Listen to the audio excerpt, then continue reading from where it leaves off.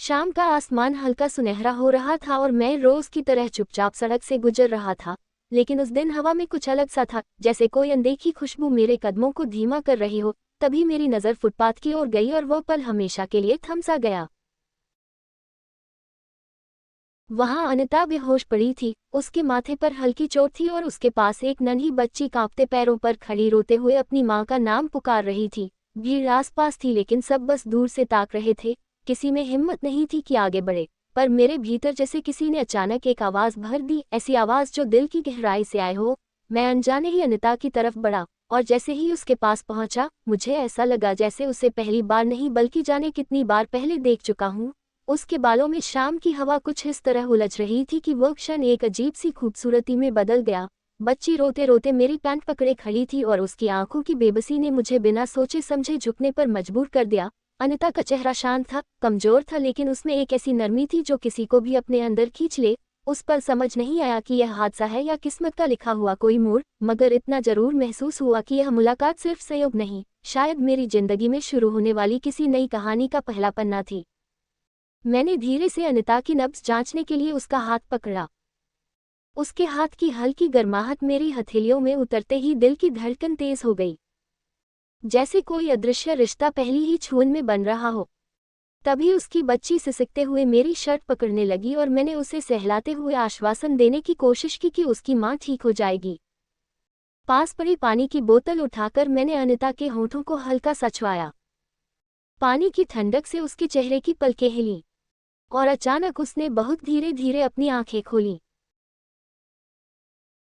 उसकी निगाहें धुंधली थीं, पर जब उसने पहली बार मेरी तरफ देखा तो उस नज़र में एक अनकही चमक थी, जैसे वह पहचान रही हो कि उसे बचाने वाला वही है जिसकी तलाश उसे जाने कब से थी। मैंने उसे संभाल कर उठाया तो वह दर्द से कराही, लेकिन उसका हाथ अनजाने में मेरे कंधे पर टिक गया। उस स्पर्श में कुछ ऐसा था कि मेरा दिल जैसे पल भर के लिए रुक गया। मैंने उसे अपनी बाहों के सहारे खड़े होने में मदद की। तभी उसकी बच्ची उसके पैरों से लिपट गई और अनिता ने कमजोर आवाज में उसे पुकारा। वह माँ बोलना चाहती थी पर शब्द दर्द में अटक गए। तब मैंने ही बच्ची को गोद में उठाकर अनिता के पास ला दिया ताकि वो दोनों एक दूसरे को महसूस कर सके। इस पूरे समय भीड़ बस देखती रही, जैसे उन्हें कोई फिल्म दिख रही हो, लेकिन मेरी दुनिया तो बस इन दोनों के इर्द गिर्द घूम रही थी। मैंने अनिता का बैग उठाकर उसके कंधे पर रखा और एक गहरी सांस लेकर उसे सहारा देते हुए सड़क के किनारे बैठाया। वह मुझे देख रही थी, जितना थकान में डूबी हुई, उतना ही किसी अजीब सी उम्मीद से भरी हुई। उसकी आंखों में एक ऐसा सवाल था जो वह बोल नहीं पा रही थी, आप क्यों मदद कर रहे हैं? जबकि मेरा दिल उसी पर जवाब दे चुका था, क्योंकि शायद मैं इसी पल के लिए ही यहाँ आया हूँ। जब वह थोड़ा संभली तो मैं उसे उठाकर फुटपाथ से दूर ले गया जहाँ भीड़ कम थी। उसकी बच्ची मेरे कंधे पर सिर टिकाए धीरे धीरे रोना बंद कर चुकी थी और अनिता मुझे ऐसे देख रही थी जैसे वह अचानक किसी अनजान अजनबी में अपना भरोसा ढूंढ चुकी हो। उसकी आंखों की नमी में एक अजीब आकर्षण था।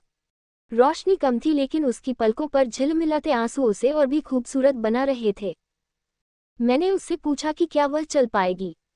उसने हल्के से सिर हिलाया और जब मैं उसके बिल्कुल करीब आया तो उसका हाथ आगे बढ़कर मेरे हाथ पर टिक गया, मानो मेरी उंगलियों में उसे सुरक्षा का एहसास मिल रहा हो। मैं उसे धीरे धीरे कदमों के सहारे सड़क की दूसरी तरफ ले जा रहा था। हर कदम पर उसका शरीर मेरे कंधे पर थोड़ा और टिकता जा रहा था और मुझे लग रहा था जैसे किस्मत उसकी कमजोरी की आड़ में हमें एक दूसरे के और पास खींच रही हो। वह कुछ कहना चाहती थी, उसके होंठ हिले भी, लेकिन उसकी आवाज उसके गले में ही अटक गई। शायद शर्म, शायद दर्द, या शायद वह एहसास जो हम दोनों समझ तो रहे थे पर स्वीकार करने को तैयार नहीं थे। उसकी बच्ची ने एक बार फिर मेरी गर्दन पकड़ ली, जैसे मुझे छोड़ने का उसका कोई इरादा नहीं था। और अनिता की आंखों में पहली बार एक हल्की मुस्कान तैर गई। वह मुस्कान इतनी कोमल थी कि सीधे दिल में उतरती चली गई। मैं उसे सड़क के कोने पर ले आया जहां हवा थोड़ी साफ थी और लोगों की भीड़ से दूरी भी थी। उसने दीवार से टिककर हल्के से सांस ली और मुझे गहरी नजरों से देखते हुए बस इतना कहा, अगर आज आप नहीं होते तो पता नहीं क्या हो जाता। उसकी आवाज़ कांप रही थी, लेकिन उसमें एक ऐसा एहसास था जिससे साफ समझ आ रहा था कि वह अब सिर्फ बचाई गई नहीं थी, वह किसी पर भरोसा कर रही थी, किसी अनजाने पर, मुझ पर। और मुझे लगा जैसे मेरी सारी थकान, दिन भर का स्ट्रेस, हर समस्या उसी पल किसी हवा में उड़ गई हो। अनिता की नज़रें मेरे चेहरे पर टिकी थीं, उसकी बच्ची मेरी गोद में शांत हो गई थी, और शाम की हवा में एक ऐसा सन्नाटा था जो दो अजनबियों के बीच जन्म लेती एक नई कहानी की शुरुआत घोषित कर रहा था। मुझे नहीं पता आगे क्या होगा, लेकिन इतना जरूर महसूस हो रहा था कि आज जो हुआ वह एक हादसा नहीं, शायद मेरी जिंदगी में आने वाले एक खूबसूरत मोड़ की दस्तक थी। एक ऐसी कहानी की शुरुआत जिसकी दिशा अब दोनों के दिल मिलकर तय करने वाले थे। अनिता दीवार से टिककर धीरे धीरे सांस ले रही थी और मैं उसके पास खड़ा ये समझ नहीं पा रहा था कि उसे पहले संभालूं या उसके बाहों में सिमटी उस बच्ची को जो मुझे अब भी कसकर पकड़े हुए थी, जैसे मैं उसका अपना हूं। तभी अनिता ने अपना हाथ बढ़ाकर बच्ची को धीरे से अपनी तरफ खींचा, लेकिन बच्ची ने जाने क्यों मेरी शर्ट और जोर से पकड़ ली। अनिता ने मुझे देखते हुए हल्की सी हंसी हंस दी, थकी हुई लेकिन किसी गर्माहट से भरी हुई। उसके उस मुस्कुराने के तरीके में कुछ ऐसा था कि मेरा दिल एक पल को अपना कदम रोक बैठा। मैं समझ नहीं पा रहा था कि यह सब इतनी जल्दी कैसे इतना गहरा महसूस होने लगा, जैसे कोई अदृश्य रिश्ता पहले से ही हम दोनों के बीच लिखा हुआ हो और आज बस खुलकर सामने आ गया हो। अनिता ने धीमी भारी आवाज में कहा कि उसे चक्कर आ रहे हैं और वह ठीक से खड़ी भी नहीं पा रही। मैंने बिना सोचे उसकी बाजू थाम ली और जिस नरमी से उसका हाथ मेरी उंगलियों में आकर ठहर गया, उससे ऐसा लगा जैसे वह इस स्पर्श को पहचानती हो। शायद उसे इसकी जरूरत थी। शायद मैं उसी पल उसके लिए किसी सुरक्षित जगह जैसा बन गया था। हवा ठंडी थी और सड़क पर लोग धीरे धीरे आगे बढ़ रहे थे, लेकिन हमारे आसपास जैसे कोई धुन बज रही थी, बहुत धीमी, बहुत कोमल, जैसे समय खुद हमें कुछ कह रहा हो। मैंने उसे पास की एक दुकान की सीढ़ी पर बैठाया। उसके बाल हवा में उलझ रहे थे और वह यूं ही मुझे देखे जा रही थी, जैसे उसकी आंखें मेरी हर धड़कन को पढ़ सकती हों। बच्ची ने आखिर थोड़ी देर बाद मुझे छोड़कर उसकी गोद में सिर रख दिया। अनिता ने उसके सिर पर हाथ फेरा और फिर मेरी तरफ देखा। उसकी आंखों में वह सवाल अब भी था, मैं कौन हूं उसके लिए, और क्यों उसे लगता है कि मैं उसे कभी चोट नहीं पहुंचाऊंगा। मैंने उसे थोड़ा स्थिर होने दिया और फिर पूछा कि उसे दर्द कहाँ ज्यादा हो रहा है।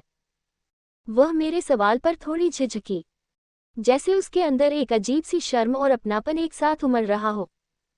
उसने बस इतना कहा कि वह ठीक हो जाएगी, लेकिन सच तो उसके कांपते हाथ बता रहे थे कि वह बिल्कुल ठीक नहीं थी। मैंने उसका हाथ अपने हाथ में लेकर नब्ज देखी तो उसकी आंखों में हल्की शर्म और एक अनचाही कोमलता झलक गई। वह मुझे ऐसे देख रही थी जैसे वह समझ नहीं पा रही कि एक अजनबी किसी को इतनी ईमानदारी से क्यों देखभाल दे रहा है। मैंने उसे पास की गाड़ी तक ले जाने का इशारा किया ताकि उसे घर छोड़ सकूं, लेकिन वह बिना कुछ बोले मेरी तरफ चलने लगी। उसकी बच्ची मेरे दूसरे हाथ को पकड़े चल रही थी और तीनों की परछाइयां सड़क की पीली रोशनी में एक साथ लंबी होती जा रही थी। उस दृश्य में एक अजीब सी खूबसूरती थी, जैसे हम तीनों किसी फिल्म का हिस्सा हों, जैसे हमारी कहानी किसी धुन पर आगे बढ़ रही हो। गाड़ी तक पहुंचते पहुंचते अनिता थोड़ी संभली, मगर उसकी आंखों की गहराई बदल चुकी थी। वह अब पूरी तरह मुझ पर भरोसा कर चुकी थी और यही एहसास मेरे भीतर कुछ अजीब सा जगाने लगा। मैंने उसे धीरे से सहारा देकर सीट पर बैठाया। उसने बच्ची को गोद में उठाते हुए मुझे देखा और उस एक नज़र में इतनी कृतज्ञता, इतनी नरमी और इतनी अनकही भावनाएं थीं कि मैं कुछ पल के लिए खुद को उसके पास खींचता महसूस करने लगा, जैसे कोई अदृश्य धागा हमें बार बार एक दूसरे की ओर खींच रहा हो। मैंने दरवाज़ा बंद किया, सीट बेल्ट लगाए और जैसे ही गाड़ी स्टार्ट की, उसने धीरे से मेरा नाम पूछ लिया। उसकी आवाज़ इतनी मुलायम थी कि जैसे शाम की हवा में कोई फूल गिरा हो। जब मैंने अपना नाम बताया तो उसने उसे दोहराया, इतनी धीमी, इतनी खूबसूरत आवाज़ में कि वह नाम मेरे लिए किसी नए अर्थ में बदल गया। बच्ची ने हंसते हुए मेरा हाथ पकड़ा और अनिता की आंखों में पहली बार उस दिन एक सच्ची, चमकदार मुस्कान खिल उठी। मैं गाड़ी चला रहा था, लेकिन मन कहानी में खोता जा रहा था, एक ऐसी कहानी जो शायद किसी हादसे से नहीं, बल्कि किसी बहुत गहरी वजह से शुरू हुई थी। अनिता बार बार मेरी तरफ देख रही थी, जैसे वह जानना चाहती हो कि मैं कैसा इंसान हूँ, और मुझे लग रहा था कि मैं उससे जितना देखता जा रहा था, वह मेरे भीतर उतनी ही गहराई से उतरती जा रही थी। सड़क पर पीली रोशनी आगे बढ़ रही थी और मैं महसूस कर रहा था कि यह सफ़र केवल घर तक पहुँचने का नहीं है, ये किसी ऐसे मोड़ की ओर जा रहा है जिसे शायद हम दोनों ही अभी शब्दों में नहीं बांध पा रहे, पर दोनों के दिल उसे समझ रहे थे, बहुत गहराई से, बहुत खामोशी से, बहुत खूबसूरती से। गाड़ी आगे बढ़ती जा रही थी, पर मेरे और अनिता के बीच एक खामोश सी धुन बज रही थी। जिसे हम दोनों सुन तो रहे थे पर कोई भी उसे तोड़ना नहीं चाहता था। बच्ची मेरी उंगली खेल खेल में पकड़कर हंसी की छोटी छोटी आवाजें निकाल रही थी, और हर बार जब वह खिलखिलाती, अनिता की आंखों में एक नर्म सी चमक उभर आती, जैसे वह उसे खुश देखकर राहत की सांस ले रही हो। लेकिन वह हर कुछ क्षण बाद चोरी चोरी मुझे देख भी लेती, शायद ये समझने के लिए कि मैं किस तरह का इंसान हूँ, या शायद इसलिए कि उसे मेरे पास होने से एक अजीब सी सुरक्षा महसूस हो रही थी। गाड़ी की लाइट्स उसके चेहरे पर हल्के हल्के पड़ रही थी और उसकी आंखों की चमक को और गहरा बना रही थी। मैं मन ही मन सोच रहा था कि यह कैसी किस्मत है जिसने मुझे इस शाम ऐसी दो आत्माओं के सामने ला खड़ा किया जिनसे मेरा कोई रिश्ता भी नहीं था। पर दिल कह रहा था कि यह रिश्ता तो बहुत पहले से लिखा हुआ था। मैं गाड़ी धीरे चला रहा था ताकि झटके से उसे तकलीफ न हो। तभी अचानक अनिता ने बहुत धीमी आवाज में कहा कि वह डर गई थी, बहुत ज्यादा। उसकी आवाज कांप रही थी और उस कांपने में कोई बनावटीपन नहीं था। वह सच्चा डर था जो शायद किसी को देखकर ही बाहर निकल सकता है, जिस पर भरोसा हो चुका हो। मैंने एक हाथ स्टीयरिंग पर रखा और दूसरे हाथ से उसे हल्का सा आश्वासन देते हुए कहा कि अब वह सुरक्षित है। वह मेरी बात सुनकर कुछ पल चुप रही, फिर उसकी आंखें भर आईं। उसने बच्ची को अपने सीने से लगा लिया और मैं उसके चेहरे की उस नरमी को देखता रह गया जो हर आंसू के साथ और गहरी होती जा रही थी, जैसे वह इस पल को खुद से छुपाना भी चाहती हो और इसे जीना भी। उसने सिर झुकाकर कहा कि उसे समझ नहीं आ रहा मैं इतना क्यों कर रहा हूँ। मैं हल्के से मुस्कुराया और बोला कि शायद जिंदगी कभी कभी हमें ऐसे मोड़ पर ले आती है जहाँ इंसानियत प्यार से भी ज्यादा खूबसूरत लगने लगती है। वह मेरी बात सुनकर कुछ हद तक हैरान भी हुई और कुछ पल के लिए मुस्कुराई भी। उस मुस्कान में एक हल्की सी शर्म भी थी, जैसे मेरा हर शब्द उसके दिल में उतर रहा हो। हम रास्ते पर आगे बढ़ रहे थे, लेकिन गाड़ी के अंदर जो माहौल था वह किसी अनोखी कहानी की तरह घनीभूत होता जा रहा था। बाहर की हवा तेज बह रही थी और उसके बाल कभी कभी उसके चेहरे पर आ जाते थे, और हर बार वह उन्हें हटाते हुए मेरी ओर देख लेती, जैसे वह चाहती थी कि मैं उसे इस हालत में भी खूबसूरत देखूं। एक मोड़ पर गाड़ी धीमी करते हुए मैंने पूछा कि उसे घर पहुंचना है या किसी डॉक्टर के पास चलना है। वह कुछ देर चुप रही, फिर बहुत मुलायम आवाज में बोली कि पहले थोड़ा कहीं रुक जाएं। उसे लगता था कि अचानक घर पहुंचकर वह खुद को संभाल नहीं पाएगी। उसकी बात सुनकर मुझे समझ आ गया कि उसे सिर्फ शारीरिक आराम नहीं, भावनात्मक सहारा भी चाहिए। और जाने क्यों मेरे अंदर एक अजीब सी चाह जागी कि मैं उसके लिए वो सहारा बनूं। मैं गाड़ी को पास के शांत इलाके की तरफ ले गया जहां पार्किंग एरिया में हल्की सी पीली रोशनी पड़ रही थी और हवा में कोमल सी ठंडक थी। मैंने इंजन बंद किया तो कार में एक ऐसी खामोशी छा गई जिसमें हमारे दिलों की धड़कनें भी सुनी जा सकती थी। अनिता ने बच्ची को सीट पर टिकाया और फिर धीरे धीरे मेरी तरफ मुड़ी। उसकी आंखों में डर नहीं था, बस एक अजीब सी नरमी और एक गहरा भरोसा था। उसने मेरी तरफ देखते हुए इतना ही कहा, आज अगर आप नहीं मिलते तो शायद मेरी जिंदगी किसी और दिशा में चली जाती। उसकी आवाज़ टूट रही थी, पर उस टूटन में एक ऐसा एहसास था कि मेरी सांसें भी कुछ पल के लिए थम गईं।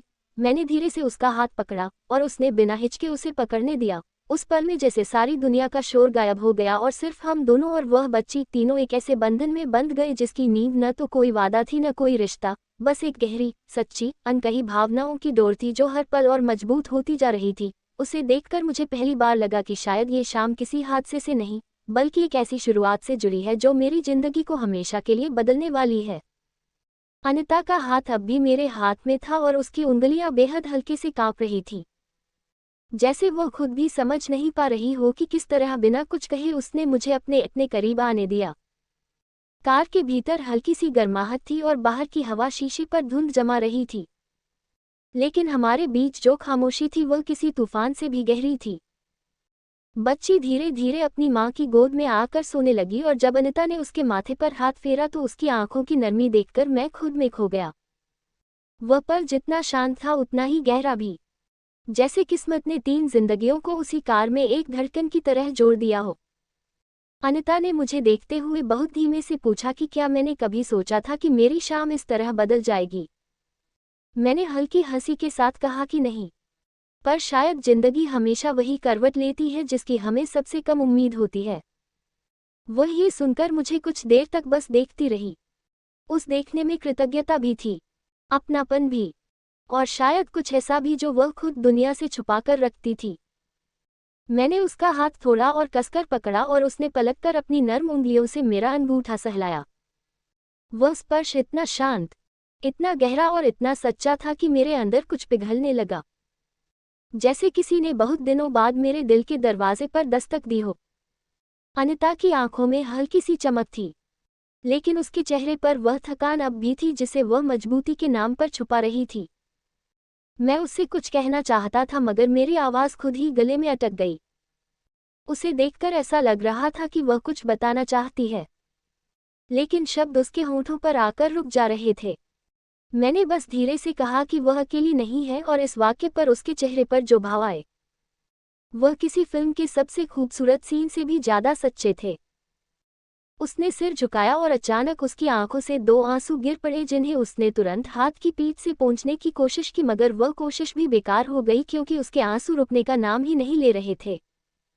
उसे रोता देखकर मेरे भीतर एक अजीब सी बेचैनी उठी, जैसे उसके हर आंसू मेरे सीने पर गिर रहा हो।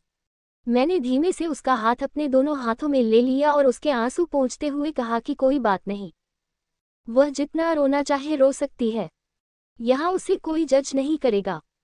मेरी बात सुनकर उसने पहली बार अपने आंसू छुपाने की कोशिश छोड़ दी और बच्ची को सीने से लगाते हुए खुद मेरे कंधे पर सिर रख दिया। मैं कुछ पल के लिए सांस लेना भी भूल गया। उसके सिर की गर्माहट मेरे कंधे पर ऐसी लग रही थी जैसे किसी ने मेरे दिल पर हाथ रखकर कहा हो कि अब सब ठीक है।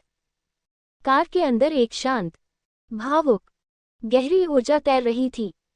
उसके बाल मेरे गाल से हल्के हल्के छू रहे थे और उसकी सांसें मेरे सीने के करीब महसूस हो रही थी। इस स्पर्श में कोई जल्दबाजी नहीं थी, कोई चाह नहीं, बस एक सच्चा सुकून था जो शायद अनिता को सालों से नहीं मिला था। उसने धीरे से कहा कि वह बहुत टूट चुकी है और उसे नहीं पता कि वह इस सब से कैसे बाहर निकलेगी। मैंने बिना सोचे कहा कि वह चाहे तो हर कदम पर मैं उसके साथ रह सकता हूँ। मेरे इस वाक्य पर उसका पूरा शरीर एक पल को जैसे शांत हो गया, जैसे मेरे शब्द उसे भीतर तक छू गए हों। वह मेरी ओर मुड़ी और उसकी आंखें ऐसी लग रही थीं मानो किसी अंधेरी रात में अचानक एक दीपक जल उठा हो। उसने धीरे से कहा कि उसे डर लगता है भरोसा करने में, लेकिन वह ये भी महसूस कर रही है कि अगर वह किसी पर भरोसा कर सकती है तो शायद वह मैं ही हूँ। उसके ये कहते ही समय जैसे थम गया। कार के भीतर रोशनी बदल रही थी, हवा के झोंके बाहर कुछ पत्तों को उड़ाकर कहीं दूर ले जा रहे थे, और अंदर हमारे बीच एक ऐसा पल जन्म ले रहा था जिसे शायद कोई नाम नहीं दिया जा सकता। मैंने उसका चेहरा दोनों हाथों से थामकर बहुत धीरे से कहा कि वह जितनी चाहे उतनी देर ले सकती है, मैं कहीं नहीं जा रहा। और उस पल मुझे महसूस हुआ कि रात चाहे जितनी लंबी हो, हमारी कहानी की सुबह बहुत दूर नहीं, क्योंकि अनिता की आंखों में वह चमक लौट चुकी थी जो किसी नई शुरुआत का इंतजार कर रही थी। अनिता मेरे हाथों के बीच अपना चेहरा थामे कुछ पल यूं ही मुझे देखती रही। उसकी आंखों में फैली वह नमी अब डर की नहीं थी, बल्कि किसी अनकही राहत की थी, जैसे उसने बहुत दिनों बाद किसी के सामने खुद को गिरने दिया हो और यकीन हो गया हो कि मैं उसे पकड़ लूंगा। उसने धीरे से मेरी उंगलियों को पकड़कर उन्हें अपने गाल से लगा लिया। उसका स्पर्श इतना कोमल था कि मेरा दिल जैसे किसी धड़कन को छोड़कर सीधे उसकी धड़कनों के साथ तालमेल बैठाने लगा। उसकी बच्ची मेरी तरफ आधी नींद में मुस्कुराए और फिर से अपनी माँ की बाह में सिमट गई। ये दृश्य इतना मासूम था कि मेरे सीने में एक अजीब सी गर्माहट दौड़ गई। अनिता ने धीमी आवाज में कहा कि उसे नहीं पता क्यों, लेकिन उसे ऐसा लग रहा है कि वह मुझे पहले से जानती है, जैसे उसके दिल ने मुझे किसी बहुत पुराने खालीपन में जगह दे रखी थी और आज अचानक मैं वहां आ खड़ा हुआ हूं। उसकी यह बात सुनकर मेरी सांसें एक पल को अटक गईं। मैंने हल्के से हंसते हुए कहा कि शायद जिंदगी कभी कभी दो ऐसे लोगों को जोड़ देती है जो खुद भी नहीं जानते कि किस मोड़ पर उनकी राहें मिलनी थी। उसने कहा कि वह डरती है, ये सब इतना तेज क्यों महसूस हो रहा है? कोई एहसास इतनी जल्दी इतना गहरा कैसे हो सकता है? मैंने उसके बालों को बहुत धीरे से पीछे हटाते हुए कहा कि शायद इसलिए क्योंकि यह एहसास सच्चा है। अनिता मेरी ओर झुककर हल्के से अपनी आंखें बंद कर लीं, जैसे वह मेरी आवाज़, मेरे स्पर्श और इस कमरे जैसे शांत कार के भीतर की हर चीज़ को महसूस करना चाहती हो। उसके बालों से आती हल्की सी खुशबू मेरी सांसों को भर रही थी और उसकी गर्दन मेरे कंधे के पास इतनी करीब थी कि मैं उसकी हर सांस की थरथराहट महसूस कर पा रहा था। वह कुछ कहना चाहती थी पर उसकी आवाज़ गले में ही अटक गई। मैंने उसके हाथों को थोड़ा और कसकर पकड़ लिया और कहा कि वह चाहे तो कुछ न बोले, कभी कभी खामोशी ही सबसे साफ बोलती है। और उस खामोशी में उसने बस सिर हिलाया। जब उसने फिर आंखें खोली तो उनमें एक ऐसी चमक थी जिससे साफ महसूस हो रहा था कि वह अब इस पल को रोक देना चाहती है, जैसे वह चाहती हो कि यह रात यहीं थम जाए। मैंने धीरे से उसके गाल पर उंगली फेरते हुए पूछा कि क्या उसे ठंड लग रही है। उसने हल्की मुस्कान के साथ कहा कि नहीं, पर मैं उसके इतनी नज़दीक हूँ। शायद इसलिए उसे गर्माहट ज़्यादा महसूस हो रही है। उसकी यह बात सुनकर मेरे होंठों पर खुद ब खुद मुस्कान आ गई। मैंने उसे थोड़ा अपने करीब खींच लिया और उसका सिर मेरे सीने पर आ टिक गया। उसके बालों की महक मेरे गले के पास फैल गई और उसका शरीर मेरी सांसों के साथ तालमेल में आता महसूस हुआ। वह ऐसे लगी जैसे किसी बहुत लंबे सफ़र के बाद आखिरकार उसे वह सहारा मिल गया हो जिसकी वह तलाश में थी। कार की खिड़की के बाहर रात गहरी हो गई थी। लाइटों की हल्की चमक शीशे पर पड़कर हमारे चेहरों पर एक नर्म चमक फैला रही थी। और अंदर अनिता की हर सांस मेरे दिल से होकर गुजर रही थी। उसने बहुत धीमे से कहा कि उसे डर है कि कहीं ये सपना न हो, कहीं वह आंख खोलते ही यह सब गायब न हो जाए। मैंने उसकी थोड़ी उठाकर उसकी आंखों में देखते हुए कहा कि वह चाहे तो मेरी उंगलियां कसकर पकड़ ले। अगर यह सपना होगा तो भी मैं उससे टूटने नहीं दूंगा। उसने बिना सोचे मेरी उंगलियों को अपने हाथ में बांध लिया, जैसे उसे इसी पल का इंतजार था। कुछ सेकंड तक वह इसी तरह मेरे सीने से लगी रही, फिर धीरे धीरे बोली, शायद जिंदगी ने उसे तोड़ा इसलिए था ताकि आज वह मेरे सामने खुद को जोड़ सके। उसकी यह बात मेरे दिल में एक ऐसी जगह उतर गई जहां शायद कोई और आज तक नहीं पहुंचा था। बच्ची नींद में हिली तो अनिता ने उसे अपने और करीब खींच लिया। उस माँ के रूप को देखकर मेरे भीतर एक गहरा सम्मान पैदा हुआ और उसी सम्मान में न जाने कब एक खूबसूरत सा प्यार भी घुलने लगा। मैं उसके माथे पर हाथ फेरते हुए सिर्फ इतना सोच पा रहा था कि यह शाम एक हादसे से शुरू हुई थी, लेकिन अब ये किसी ऐसी कहानी में बदल चुकी है जिस पर खुद किस्मत भी मुस्कुरा रही होगी। अनिता ने मेरी ओर देखा और कहा कि वह चाहती है कि मैं आज उसे अकेला न छोड़ूं। उसकी आवाज़ में कोई आग्रह नहीं था, बस एक सच्चा डर और किसी पर भरोसा करने की चाह थी। मैंने बिना हिचक कह दिया कि मैं यही हूँ, जितनी देर उसे ज़रूरत हो मैं उसके साथ हूँ। उसने आंखें बंद कर लीं और मेरे सीने पर अपना हाथ रख दिया। उसकी उंगलियां मेरी धड़कन को महसूस कर रही थीं और मेरी धड़कन जैसे उसी के नाम पर धड़क रही थी। रात गहरी, हवा ठंडी और कार के भीतर हम दोनों के बीच की नज़दीकियां हर सेकंड बढ़ती जा रही थीं। अनिता ने अपनी उंगलियों को मेरी उंगलियों में और कसकर बांध लिया और उसी पल मुझे एहसास हुआ कि आज की यह रात बस एक कहानी नहीं, एक नई जिंदगी की शुरुआत लिखने वाली है। अनिता अब पूरी तरह शांत हो चुकी थी। उसकी आंखें बंद थीं और उसका सिर मेरे सीने पर टिक गया था। उसकी बच्ची भी सो चुकी थी और कार के अंदर एक अजीब सा सुकून फैला हुआ था। मैं बस उसे देखता रहा, उसकी सांसों की हल्की थरथराहट को महसूस करता रहा और हर पल ये सोचता रहा कि कैसे एक हादसा हमारी जिंदगी को इतनी गहराई और नज़दीकी दे सकता है। अनिता ने धीरे धीरे अपना हाथ मेरी उंगलियों के ऊपर रख दिया और उसकी उंगलियां हल्की हल्की दबती और ढीली होती रही। उसका स्पर्श इतना कोमल और भरोसेमंद था कि मेरे भीतर एक अजीब सी गर्माहट फैल गई। मैं महसूस कर रहा था कि अब सिर्फ उसका साथ होना ही मेरी दुनिया का सबसे जरूरी हिस्सा बन गया है। उसने बहुत धीमे से कहा कि उसे लगता है कि उसने कभी किसी पर इतना भरोसा नहीं किया और शायद अब वह जानती है कि जीवन में कुछ लोग अचानक इस तरह आते हैं कि उनका होना ही सब कुछ बदल देता है। मैंने उसकी आंखों में देखते हुए कहा कि वह चाहे तो हमेशा मेरे पास रह सकती है, बस मुझे उसकी ज़रूरत है। और उसके इस जवाब में उसका सिर हल्का सा मेरी तरफ झुक गया, जैसे वह मेरे शब्दों को अपने दिल के अंदर गहराई तक उतार रही हो। बाहर की हवा ठंडी थी, लेकिन हमारे बीच का माहौल इतना गर्म और सुरक्षित लग रहा था कि ऐसा लगता था जैसे कोई दुनिया के शोर को भी यहाँ तक आने नहीं दे रही। अनिता ने अचानक अपने बाल मेरे कंधे से हटाए और मुझे देखा। उसकी आंखों में उस दिन का सारा दर्द और थकान अब धीरे धीरे बदलकर एक अजीब सा सुखद एहसास बनने लगा था। उसने कहा कि उसे विश्वास नहीं हो रहा कि किसी अजनबी ने उसकी इतनी मदद की और अब वह उसे जानती महसूस कर रही है। मैं मुस्कुराया और कहा कि कभी कभी अजनबी वही होते हैं जो हमारी दुनिया में सबसे सच्चा एहसास छोड़ जाते हैं। वह मुस्कुराए और मेरी आंखों में देखती रही। फिर उसने अपनी बच्ची को मेरी ओर झुकने दिया ताकि मैं देख सकूं कि वह सुरक्षित है। उसकी बच्ची की मासूम मुस्कान ने अनिता के चेहरे पर और भी कोमलता ला दी और मुझे लगा कि यह तीनों का ये पल एक तरह से हमारी नई शुरुआत की नींव रख रहा है। कार की खिड़की से आती हवा में हल्की ठंडक थी, लेकिन अनिता का सिर मेरे सीने पर टिके होने से और मेरी उंगलियों में उसके हाथ के स्पर्श से ऐसा महसूस हुआ जैसे दुनिया की सारी ठंडक गायब हो गई हो। हमने कुछ पल बस यूं ही एक दूसरे के पास बिताए,